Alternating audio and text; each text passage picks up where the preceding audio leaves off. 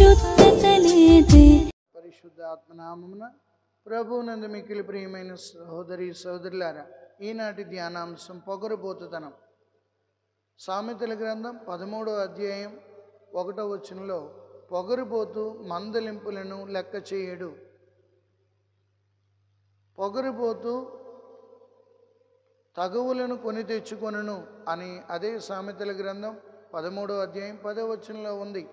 దీనికి ఉదాహరణ మనం పరిశుద్ధ గ్రంథంలో చూసినట్లయితే ఇశ్రాయేలీల్ని సౌలు రాజు పరిపాలన కాలంలో గొలియాతు ఇబ్బంది పెట్టేవాడు, వాళ్ళని చిన్న చూపు చూసేవాడు, వాళ్ళని నానా మాటలు అనేవాడు.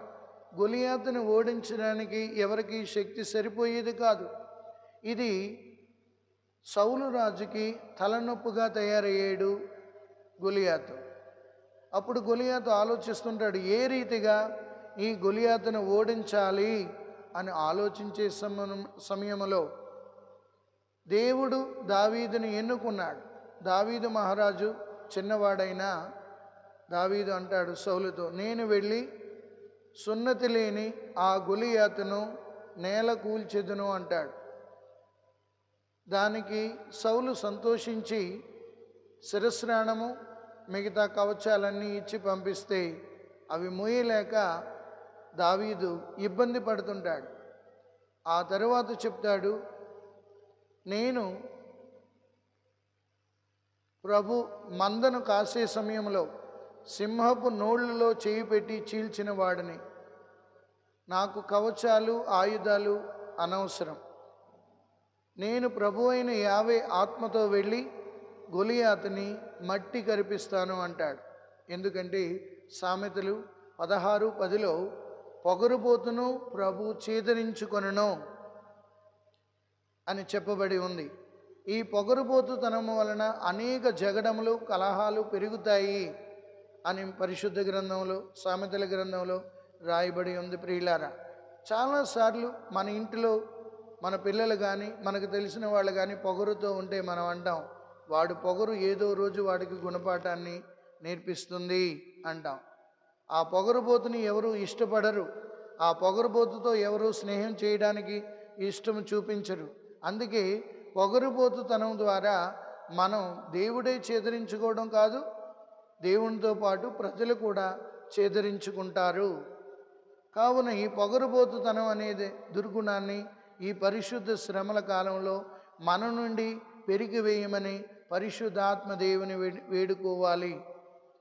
ఇక్కడ గొలియాతు ఎప్పుడైతే సవాలు విసురుతుంటాడు ఇశ్రాయేలు ప్రజల్ని, మీరెవరూ నన్ను ఓడించలేరు అంటుంటాడు, వాళ్ళని చిన్న చూపు చూస్తుంటాడు. ఇది అందరికీ బాధ కలిగించుస్తుంది. కానీ దేవుడు ఇవన్నీ చూస్తున్నాడన్న సత్యాన్ని గొలియాతు మర్చిపోతాడు. మనకి చిన్నప్పుడు చదువుకున్న పద్యం గుర్తుంది, బలవంతుడు నాకేమని పలువురితో నిగ్రహించి పలుకుటమేలా, బలవంతమైన సర్పము చలిచీమల చేత చిక్కి చావది సుమతి. ఆ కథ మనం విన్నాం. ఇక్కడ గొలియాతు ఎప్పుడైతే ఇశ్రాయేలు ప్రజలను తోలనాడుతున్నారో, సౌలు రాజుకి తలనొప్పుగా తయారయ్యాడో, దావీదు సిద్ధపడతాడు. చిన్నవాడైనా దావీదు గొలియాతును ఓడించడానికి వెళ్ళి సిద్ధపడతాడు.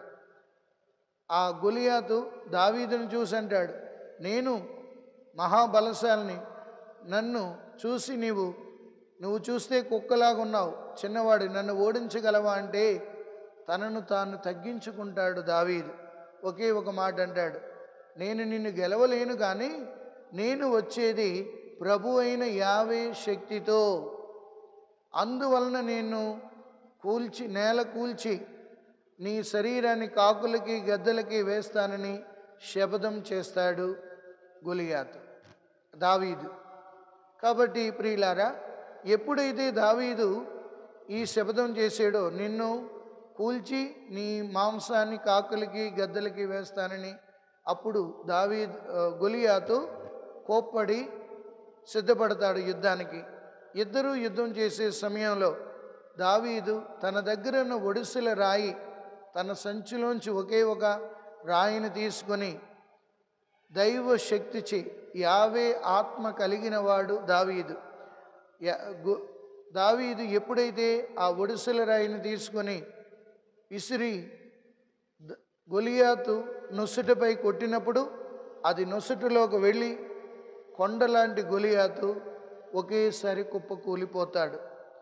ఆ కుప్పకూలిపోయిన గొలియాతును మీద దావీదు కూర్చొని ఆయన వరలోంచే కత్తి తీసి ఆయన తల తెగనరికి ఇశ్రాయేలు ప్రజలకి చూపించడం మొదలు పెడతాడు. అందుకే ప్రభు అన్నారు ఒక మాట, కత్తిని పట్టుకున్నవాడు కత్తితోనే మరణించును. గొలియాతు తన పొగరుబోతుతనం వలన తన జీవితాన్ని కోల్పోయాడు.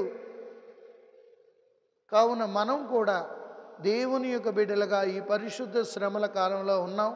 మనలో ఉన్న పొగరుబోతుతనాన్ని తీసుకుని తొలగించుకొని దేవునికి ఇష్టమైన బిడ్డలుగా మారుదాం. ప్రభు మిమ్మందరినీ దీవించి కాచి కాపాడును గాక. పితా పుత్ర పవిత్ర ఆత్మ నామమున ఆమేన్.